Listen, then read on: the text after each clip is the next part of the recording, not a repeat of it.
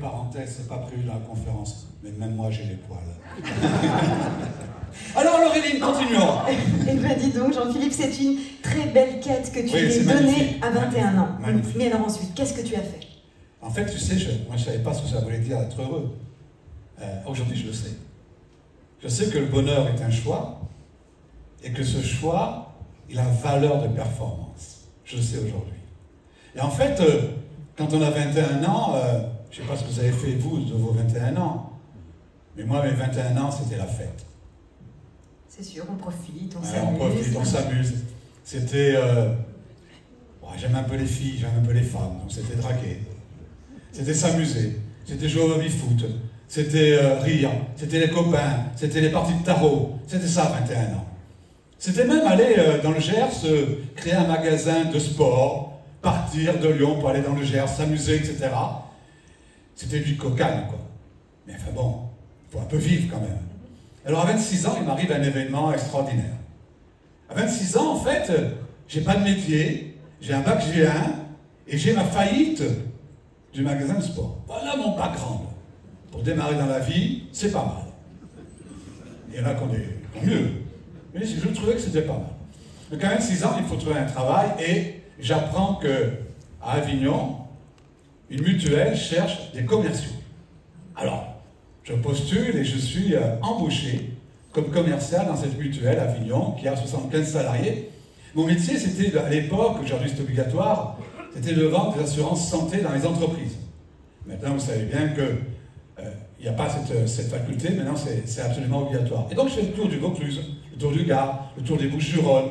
Enfin, je m'amuse quoi, je trouve ça super sympa. 6 mois plus tard, 26 ans et demi, le directeur commercial m'annonce qu'il prend sa retraite. Je me dis, après tout, pourquoi je ne deviendrai pas directeur commercial? On est d'accord. Qu'est-ce que j'ai à perdre? J'ai rien à perdre que de demander. Je postule et... Et tu l'as fait? Et oui, je l'ai fait, ils m'ont nommé directeur commercial. Ça fait 6 mois que je suis dans l'entreprise. Bon, il n'y avait pas beaucoup de commerciaux, il n'y en avait que 5. Hein. Mais bon, c'était bien. Donc voilà, je dirige cette petite équipe. 6 mois plus tard, j'ai 27 ans. Le directeur général vient me voir dans mon bureau, il me dit, Jean-Philippe, je vais prendre ma retraite. Alors là, qu'auriez-vous fait? Qu'auriez-vous fait à 27 ans? Vous dites quoi? Oui, c'est bien, prends ta retraite, tu me diras quel est ton successeur. Ou au contraire, tu dis, et si c'était moi? Si c'était moi le successeur, parce que, après tout,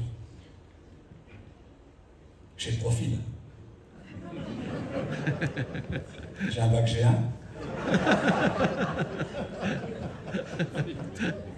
Tu as 27 ans. J'ai une faillite.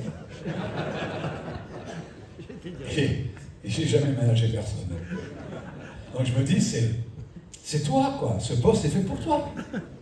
Donc, je dis au directeur général, ok, je postule pour être directeur général. Il dit, ah bon? Je dis, mais tu sais quoi? Si ça ne va pas, c'est pas grave, vous me faites une période d'essai d'1 an. Si au bout d'1 an, même avant, ça ne va pas, vous me remettez directeur commercial. Puis si ça ne va pas, vous me remettez commercial. Et puis si vraiment ça ne va pas, faites ce que vous avez à faire. Les semaines se passent, puis un soir, le conseil d'administration se réunit.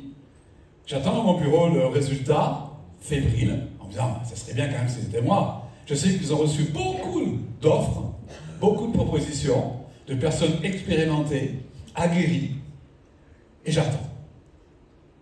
Le conseil d'administration se termine, le directeur général vient me voir, il me dit, Jean-Philippe, on t'a nommé directeur général de la société. Vous imaginez? 27 ans, bac G1, faillite, je n'ai managé personne, je suis appelé à diriger 75 personnes. Donc forcément, je rentre chez moi, je suis un peu content, hein.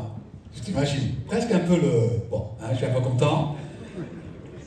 Je dis ça à ma femme, elle est contente, on a une bouteille de champagne, on est jeunes, la fête est sympa. Et le lendemain, je rentre, j'arrive dans l'entreprise, le directeur me dit, prends ma place pour bien montrer que c'est toi. Je vais t'apprendre le métier. Bon, très bien, je me mets à sa place. Et puis à un moment donné, je lui dis, bon, dans le métier, il y a aussi les comptes. Est-ce que je peux voir les comptes? Il dit, allez, les comptes, on verra plus tard. Pour l'instant, apprends ton métier. Donc, je reviens le lendemain, j'ai dit, voilà, est-ce que je peux voir les comptes? Les comptes, écoute, t'as le temps. De toute façon, c'est toujours juste. On prend les relevés bancaires, on passe les écritures, c'est égal. Alors, vous savez, le bac G1 avec ce site particulier, c'est qu'on dit un peu de compta. Et là, je me dis, est-ce qu'il y a un souci ou pas? Le troisième jour, j'ai dit, non, je vais voir les comptes. Alors, j'ai compris.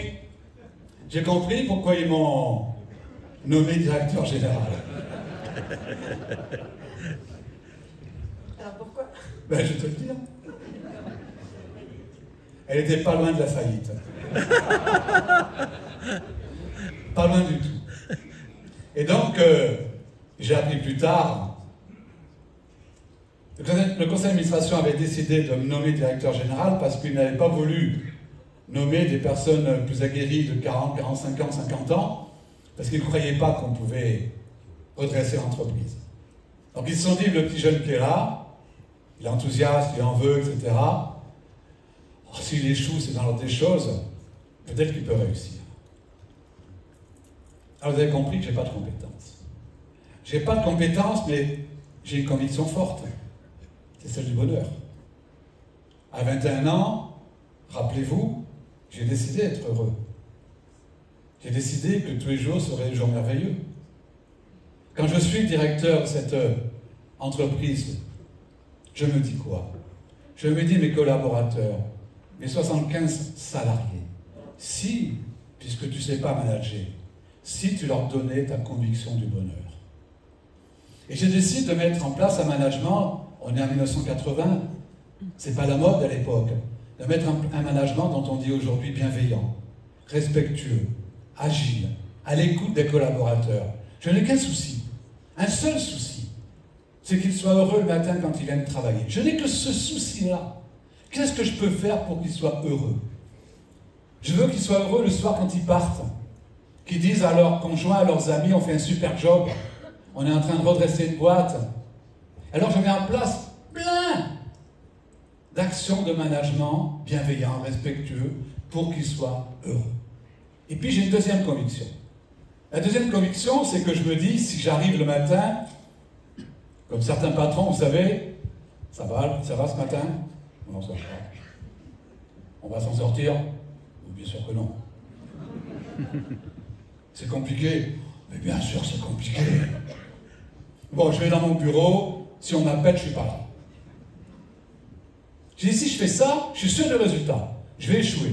Alors je décide de mettre en place un management basé sur l'optimisme.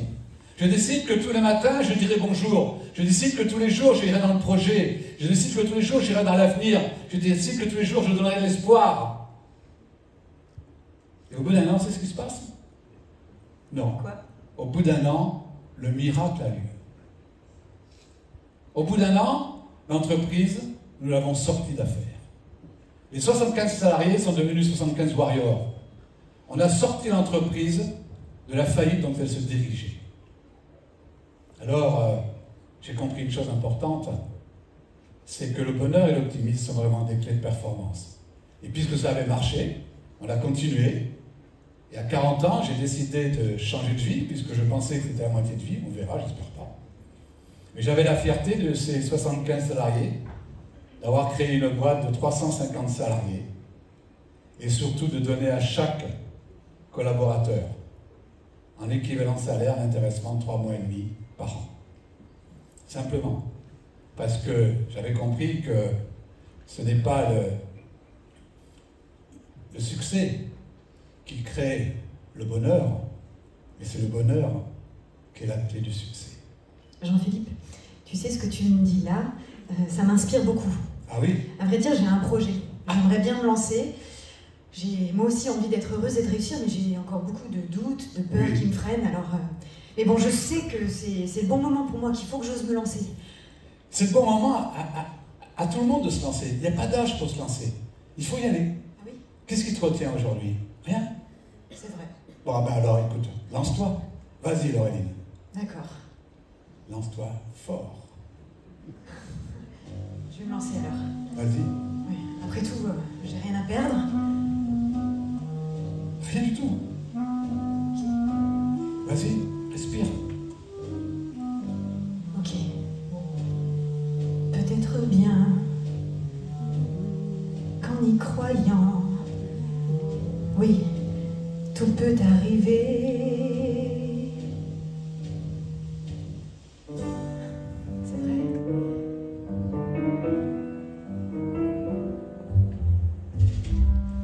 Peut-être bien qu'un jour